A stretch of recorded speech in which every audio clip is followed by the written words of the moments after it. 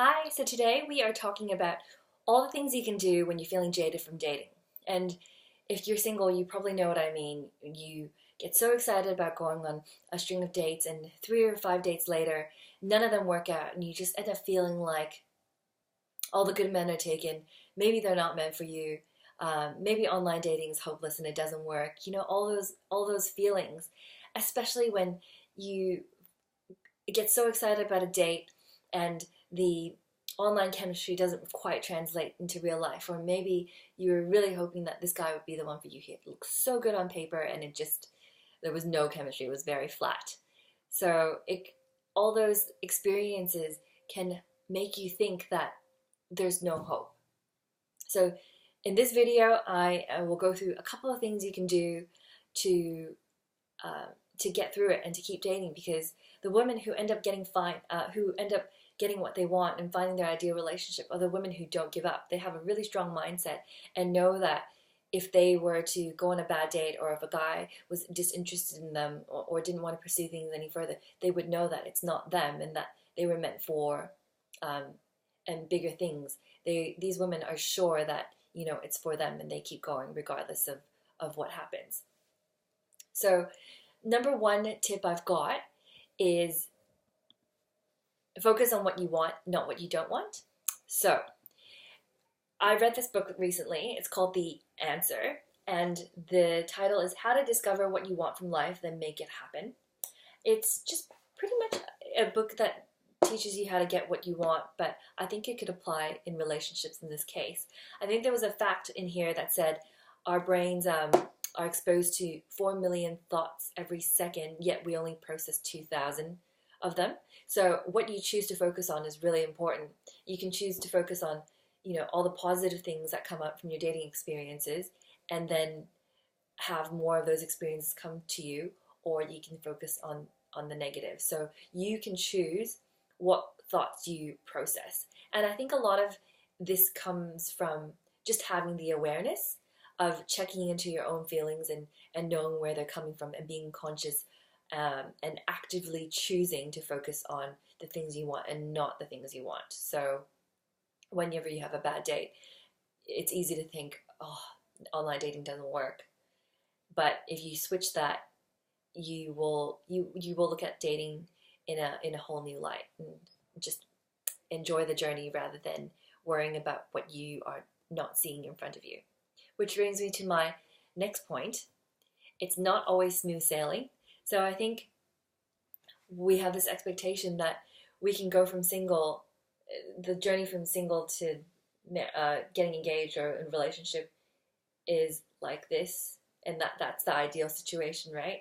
But it's not always going to be like that. And just like in life, you could have a really good life, but it's not always going to be like this. Just like in relationships, you may have just a couple of mediocre dates, some really, really bad dates, and maybe some really, really good dates. But you see, even if you get to the really good date, doesn't mean you get to this end point. So it kind of goes squiggly like this. And I think the women with a great mindset are the women who acknowledge that this is really normal. And the women who continue to stay single, once they get to this point, they just kind of stay here, and they see this point as their reality when it's not. So know and expect that it's not always going to be smooth sailing. You're going to have bad dates, but it's really a matter of how you perceive those bad dates, and dates in general. I mean, what people perceive as bad dates doesn't have to be bad. They're all learning experience. Third tip I've got is just because it's not in front of you, it doesn't mean it's not going to happen.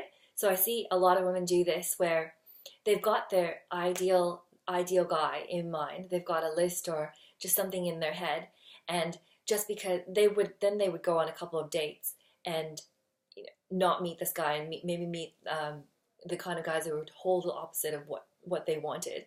And yet, because they weren't seeing this ideal person in front of them, they would think that this person didn't exist. They would think, oh, maybe I was being too unrealistic. And so they settle for someone else, just random guys who come along, and these guys may not fit their ideal description, but because they don't see the ideal guy, in front of them, they'll say, well, that maybe the ideal guy isn't happening. I don't want to be alone, so I'll just settle with whoever's out there. And I've seen so many women repeat this mistake out of fear that they won't meet their ideal guy, so they don't hold out because they don't see what's not in front of them yet. So my point is, just because it's not in front of you, it doesn't mean it does not exist. It just means you haven't gotten there yet. Maybe you're like, this is A to B and you're somewhere here. So you gotta keep going. What else? Let me just look at my notes. So that brings me to my fourth point. Don't settle. I know a lot of women who get to their late 20s and early 30s and just want to be married, but really a lot of women who rush into it or get into relationships and marriages for the wrong reason just end up getting divorced. So, and divorces and separations really are not easy to deal with. So don't settle. And in my 30-day boot camp, I talk about, being a high-value woman, a woman who respects and loves herself, and in return attracts the same kind of love. And a high-value woman just doesn't settle. She knows what she wants. She is realistic expectations of, what it takes to go from single to engaged, and she's okay regardless of what happens in these dips. And that's another thing that I tried to achieve when I was single. In my breakup, I felt like I completely lost myself, and I promised myself when I was doing all the self-development work that I would never get into a spot again where I'd rely so much on someone else to bring me that kind of happiness. I wanted to be whole regardless of what happened. And I'm married now and I'm happily married, but I would never want that feeling to be taken away from me. Like, I'm very happy now, but I also want to be happy 100% whole. And that takes a lot of mindset work and self-confidence, and that's what we build in the 30-day boot camp.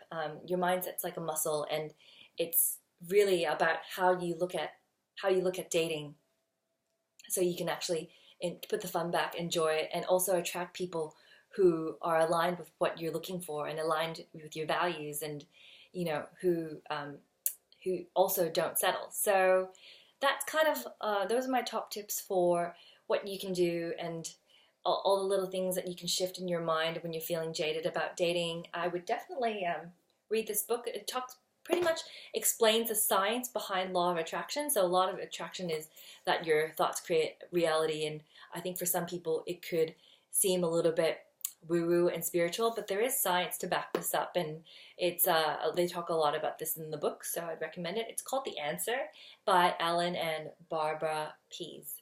So that's about it. If you're feeling jaded and need some motivational pep talks, you can email me. I can send you some quotes and some things to read. Otherwise, I will see you next time. I hope you enjoyed this video. Give it a thumbs up or leave a comment. Thank you. Bye.